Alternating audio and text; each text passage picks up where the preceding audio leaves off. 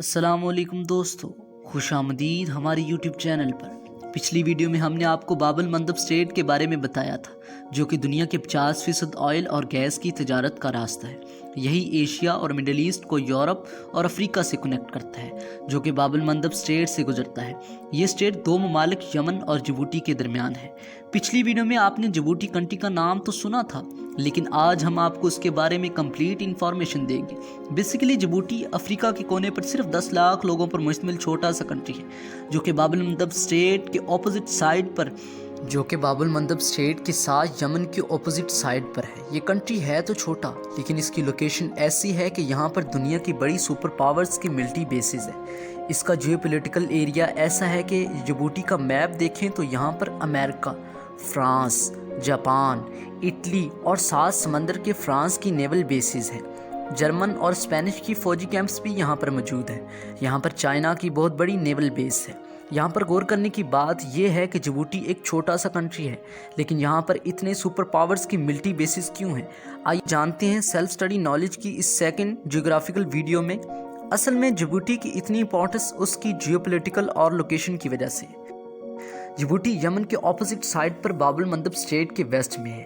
یہ 30 کلومیٹر کی پتلی سی جگہ ہے جہاں پر سارے سمندری جہاز انڈین اوشن سے باب المندب اسٹریٹ کو کراس کر کے یورپ اور افریقہ پہنچتے ہیں۔ دوسری طرف مڈل ایسٹ کا 40 سے 45% تیل اور گیس کی تجارت جو یورپ تک پہنچتی ہے، وہ اسٹریٹ آف ہارموز سے نکل کر یہی راستے سے ہو کر یورپ پہنچتی ہے۔ پرشین گلف کی ان کنٹریز کے پاس، جن میں ایران، عراق، کویت، سعودی عرب، UAE اور عمان ہیں، دنیا کے سب سے بڑے آئل اور نیچرل گیس کے ریزروز ہیں۔ پوری دنیا کے 50 سے 60% آئل اور 40% گیس کے ریزروز ان کنٹریز کے پاس ہیں۔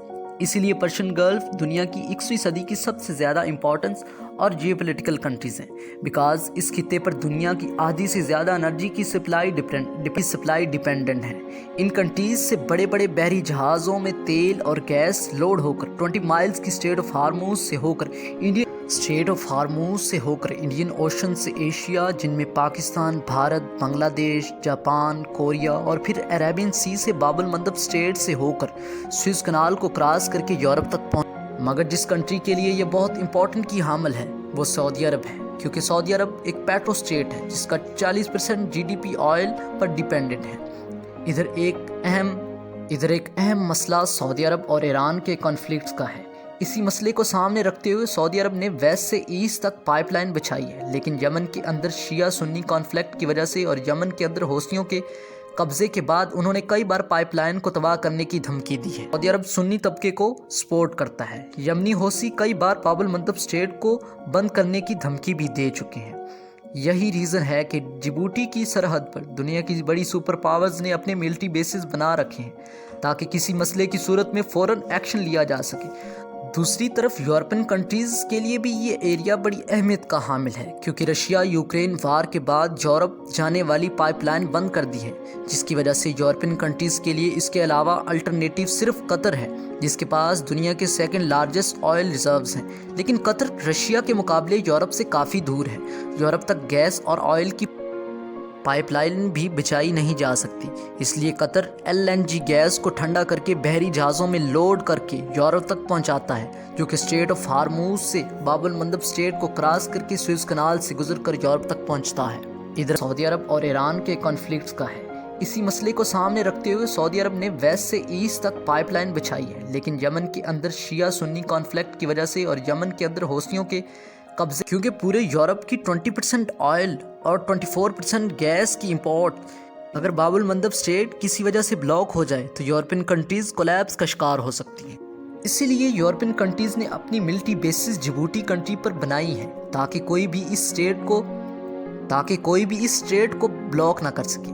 اسی طرح چائنا کی 30% مینوفیکچرنگ اسی سوئز کنال سے ہو کر یورپ تک پہنچتی ہے، جس کی وجہ سے انہوں نے ملٹری بیسز بنائی ہوئی ہیں۔ یہاں پر اتنی ملٹری بیسز ہونا ضروری ہے تاکہ ورلڈ ٹریڈ کو سموتھ رکھا جا سکے۔ مڈل ایسٹ سے تیل اور گیس کے ایکسپورٹ کو یورپ تک ایزیلی اور سموتھلی پہنچایا جا سکے۔ جبوتی کے پچھلے حصے پر ایتھوپیا ہے، جو کہ लैंड लॉक कंट्रीज़ है, वो भी जिबूटी के रास्ते पूरी दुनिया से तजारत करती है। इससे ये साबित होता है कि कोई भी मुल्क अपनी जियोपॉलिटिकल लोकेशन की वजह से आधी दुनिया से ज़्यादा कंट्रीज़ की ज़रूरत बना हुआ है। इधर जिबूटी आधी दुनिया का मुकाबला करते हुए इधर जिबूटी आधी दुनिया की ज़रूरत बना हुआ है, तो देखा जाए तो पाकिस्तान और भारत, अफ़गानिस्तान बड़ी अहम जियोपॉलिटिकल लोकेशंस के रास्ते पर है, जो कि रशिया और चाइना नॉर्थ एशिया कंट्रीज़ को समंदर तक रसाई और दूसरी तरफ इंडिया से पाकिस्तान और ईरान के रास्ते यूरोप तक ट्रेड को बहाल करके ये ममालिक यूएई और कतर, दुबई की तरह तरक्की याफ्ता ममालिक बन सकती हैं। लेकिन हमारी हुकूमतों और साउथ एशिया के कॉन्फ्लिक्ट्स और इनकी पॉलिटिक्स इनको आगे नहीं बढ़ने दे रही। 18वीं सेंचुरी में मुंबई दुनिया पूरी की तजारत का हब था, लेकिन आज ये साउथ एशियन कंट्रीज़ पीछे रह गए हैं सिर्फ इन्हीं कॉन्फ्लिक्ट्स। इधर हम आपको एक अहम स्टेट की वजह से ये पीछे रह गए हैं। बाबुल मंदब स्टेट की अहमियत का अंदाज़ा हम इससे भी लगा सकते हैं कि जिबूटी के सरहद पर बहुत से फ़ौजी एयर स्पेस मौजूद हैं, जो कि दुनिया के बहुत सी बड़ी सुपर पावर जिनमें रूस, चाइना और दूसरी बड़ी पावर्स ने लगा रखी हैं, ताकि किसी भी अहम मसले की सूरत में अचानक उसका। दोस्तों, हमारी वीडियोस को लाइक कीजिए, शेयर कीजिए और हमारे चैनल को सब्सक्राइब कीजिए और दूसरों को शेयर भी कीजिए, ताकि हमारी इससे हौसला अफजाई होती रहे और हम आपके लिए नॉलेजेबल वीडियोस लाते रहें।